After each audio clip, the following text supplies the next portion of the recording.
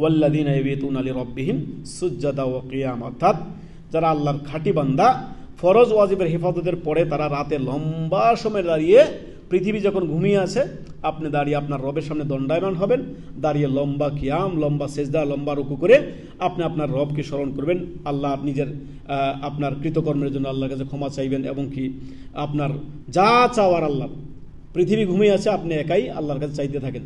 এটা হচ্ছে আল্লাহর যারা খাঁটি বান্দা তাদের আরও একটি বৈশিষ্ট্য।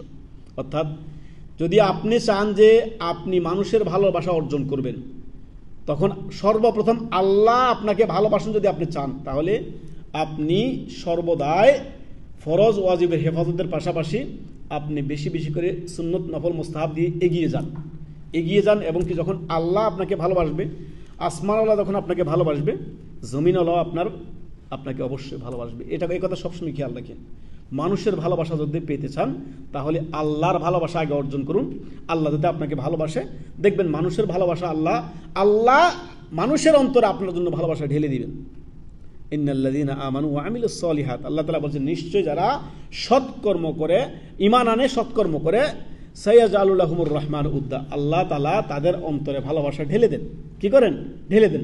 তো আল্লাহর ভালোবাসা যদি আপনি পেতে চান তাহলে অবশ্যই রাসূলুল্লাহ সাল্লাল্লাহু আলাইহি সাল্লামের আনুগত্য অনুসরণে আপনি আপনার জীবন আপনার কাটাবেন। কারণ আল্লাহ তাআলা বলেছেন, কুল ইন কুনতুম তুহিব্বুনাল্লাহ, যদি তোমরা আল্লাহকে ভালোবাসো, রাসূলের ইত্তেবা ফাত্তাবিউনি, অর্থাৎ রাসূল সাল্লাল্লাহু আলাইহি সাল্লামের আনুগত্য অনুসরণ করলেই আল্লাহর ভালোবাসা আপনি পাবেন। অর্থাৎ আল্লাহর ভালোবাসা পেতে হলে রাসূলের ইত্তেবা আপনার অনুসরণ করতে হবে।